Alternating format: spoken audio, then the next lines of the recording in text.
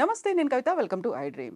నరాలు తెగే ఉత్కంఠ, అంతకు మించినటువంటి ప్రెషర్, హై ఇంటెన్సిటీ ఇవన్నీ కనిపిస్తాయి ఇండియా వర్సెస్ పాకిస్తాన్ క్రికెట్ మ్యాచ్లో. అయితే T20 మ్యాచ్ యుఎస్లో జరిగినటువంటి ఈ మ్యాచ్లో ఎందుకని అంత lowest ever score versus India and Pakistan మధ్య స్కోర్ అయింది? దీంతో పాటుగా అసలు లోపం అనేది ఎక్కడ జరిగింది? అక్కడ బ్యాటింగ్ లోపం కనిపించిందా, లేకుంటే స్టేడియంలో పిచ్ లోపం అనేది కనిపించిందా? మనతో పాటుగా ఉన్నారు sports analyst, cricket commentator Venkatesh గారు. వెంకటేష్ గారు, నమస్కారం అండి.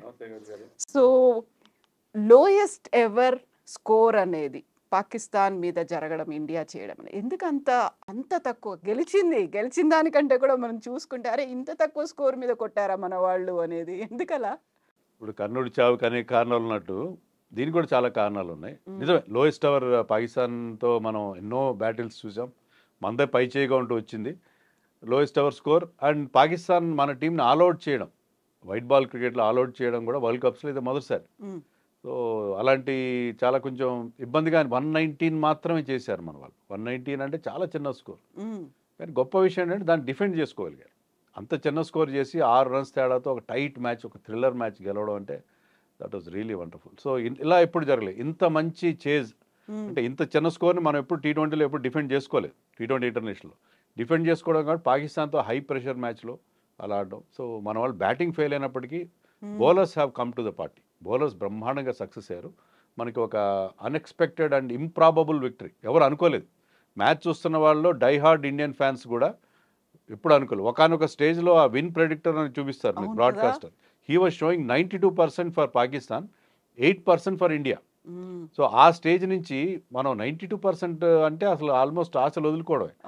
అలాంటి అది ఏఐ బేస్డ్. సో అది ఎంతవరకు యాక్యురేట్ అనేది తర్వాత సంగతి. బట్ స్టిల్ 92% విన్ పర్సంటేజ్ నుంచి ప్రెడిక్టర్ నుంచి మనం మ్యాచ్ని అట్లా టర్న్ చేయడం అనేది wonderful. And it all belongs to Bumrah. Jasprit Bumrah ఒక అద్భుతమైన బౌలర్. ఎందుకంటే మామూలుగా ఇండియా పాకిస్తాన్ క్లాష్ అనగానే హీరో ఎవరు అంటే Virat Kohli. Virat Kohli has been doing well in all India Pakistan clashes. అది వన్డేస్ కావచ్చు, T20s కావచ్చు. కానీ ఇక్కడ ఈ వరల్డ్ కప్ మ్యాచ్లో విరాట్ కోహ్లీ ఫెయిల్ అయ్యాడు ఫర్ చేంజ్. బట్ బుమ్రా మనకి ఆ అద్భుతమైన విజయాన్ని అందించాడు. Wonderful bowling performance. సో ప్రతి బాల్ అనేది, ప్రతి ఓవర్కి ఆ టెన్షన్ అనేది పెరుగుతూ ఉంటుంది. అందులో 119కే ఆల్అౌట్ అవ్వడం అనేది ఒక డిసప్పాయింటింగ్. 20 ఓవర్స్ కూడా ఆడకుండానే వెళ్ళిపోవడం అనేది ఈ టైంలో ప్రతి ఒక్కరికి మీరన్నట్టుగా అసలు లాస్ట్ దాకా ఉంటుందా, గెలుస్తుందా, ఎవరిది పై చేయి అవుతుంది, ప్రతిసారి మనమే గెలవాలి అని ఒక ఫీల్ ఉంటుంది కదా. సో అక్కడ దానికి రీజన్స్ ఏమని మీరు అనుకుంటున్నారండి? ఫస్ట్ మన రీజన్ ఏంటంటే పిచ్ బాగలేదు. పిచ్ ఏ మాత్రం బాగలేదు. మీరు ఫస్ట్ ఇక్కడ ఇప్పుడు 4-5 మ్యాచ్లు జరిగాయి. దాంట్లో చాలా వరకు 100 బిలో స్కోర్స్ వచ్చాయి. అంటే న్యూయార్క్లో మ్యాచ్లు జరపాలి, అమెరికాలో క్రికెట్ని ప్రమోట్ చేయాలి, గేమ్ని గ్లోబలైజ్ చేయాలి, ఇవన్నీ చాలా పెద్ద లక్ష్యాలు పెట్టుకున్నారు ఐసీసీ వాళ్ళు. బాగానే ఉంది, ఈవెన్ బీసీసీఐ కూడా. ఎందుకంటే అమెరికాలో ఉన్న ఆ సైజ్ ఆఫ్ ది కంట్రీ, ఆ కంట్రీకి ఉన్న అక్కడ ఉన్న రిసోర్సెస్ కానీ, బ్రాడ్కాస్ట్ పొటెన్షియల్ కానీ, ఇవన్నీ చూస్తే ఏంటంటే అమెరికాని కనుక మీరు క్యాప్చర్ చేయగలిగితే క్రికెట్ ఎక్కడికి వెళ్ళిపోతుంది. సో ఆ ఉద్దేశం బాగానే ఉంది, కానీ దానికి తగిన ఏర్పాట్లు కూడా చేయాలి కదా. ఏర్పాట్లు చేయలేకపోయారు. న్యూయార్క్లో నిన్న మ్యాచ్ 34,000 మంది చూశారు. సో స్టేడియం నిండిపోయింది, కిక్కిరిసిపోయింది. టికెట్స్కి విపరీతమైన డిమాండ్. ఒక రిపోర్ట్ ప్రకారం ఒక టికెట్ ₹1,50,00,000 అమ్మారు. బ్లాక్ మార్కెట్లో, రీసేల్ మార్కెట్ అంటారు వాళ్ళు, బ్లాక్ మార్కెట్ అన్నారు.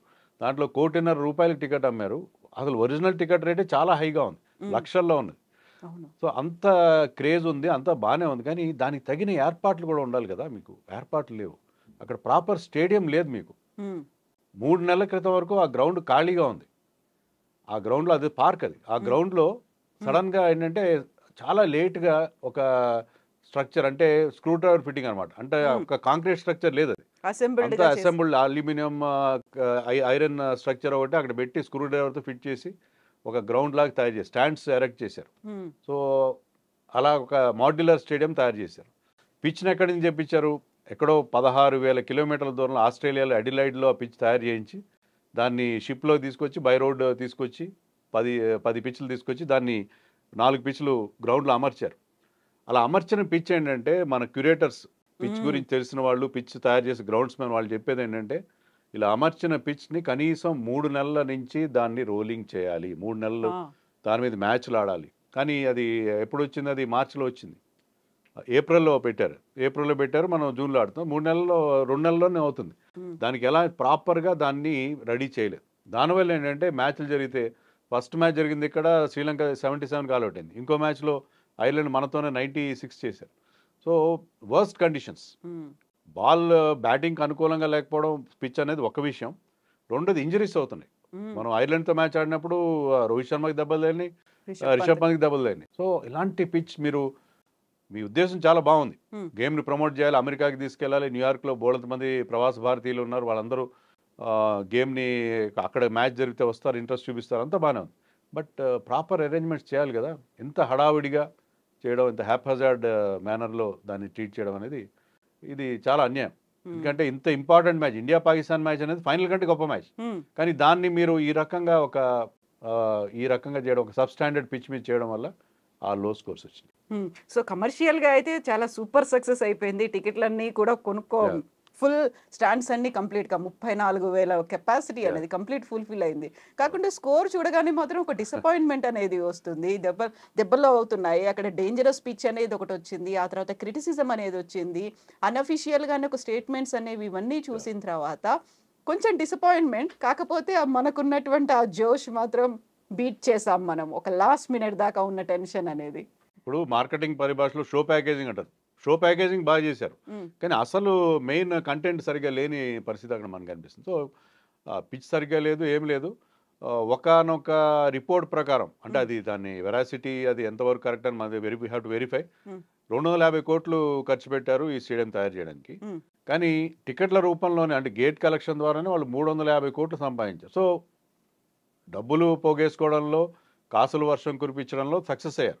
కానీ క్రికెట్కి ఎంతవరకు మీరు న్యాయం చేశారు? ఇలాంటి పిచ్ 119 చేయడం ఏంటి? దాన్ని వాళ్ళు చేజ్ డౌన్ చేయలేకపోవడం ఏంటి? బాల్ బౌండరీలు రాకపోవడం, బౌండరీలు సిక్సర్లు ఎక్కువైన ఐపీఎల్లో. అక్కడ అతివృష్టి ఉంటే ఇక్కడ అనావృష్టి అయింది. ఇలాంటి పిచ్ ఉండకూడదు. Cricket is contest between bat and ball. There should be balance.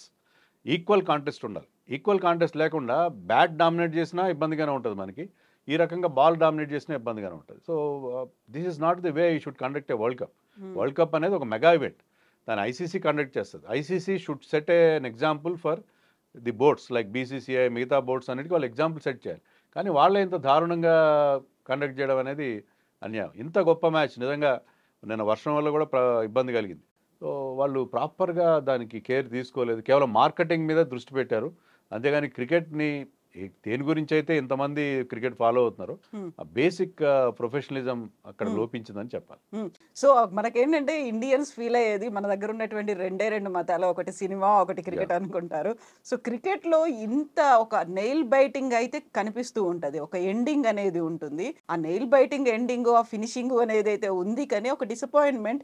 యూజువల్గా పాకిస్తాన్ అనగానే అంత హై ఎక్స్పెక్టేషన్స్ ఉంటాయి, ప్రపంచం అంతా ఎదురు చూస్తూ ఉంటుంది. మనకి ఆ వరల్డ్ కప్ మ్యాచెస్లో తప్ప మనం ఆడట్లేదు పాకిస్తాన్స్తో. సో నిన్నటి మ్యాచ్ని ఓవరాల్గా మీరు అనాలిసిస్ చేయాలంటే ఎలా అనిపించిందండి? One of the best matches అండి. ఇప్పుడు మనకి గొప్ప విషయం ఏంటంటే ఇండియా పాకిస్తాన్ క్లాష్కి ఇంత హైప్ రావడానికి, ఇంత బజ్ క్రియేట్ కావడానికి కారణం ఏంటంటే ప్రతిసారి మ్యాచ్ జరిగినప్పుడు అది ఆషామాషిగా వన్ సైడెడ్ జరగదు. చాలా వాళ్ళు కూడా ఏంటంటే వాళ్ళ శక్తియుక్తులన్నీ ఒడ్డి పోరాడతారు, మనం కూడా అలాగే చేస్తాం.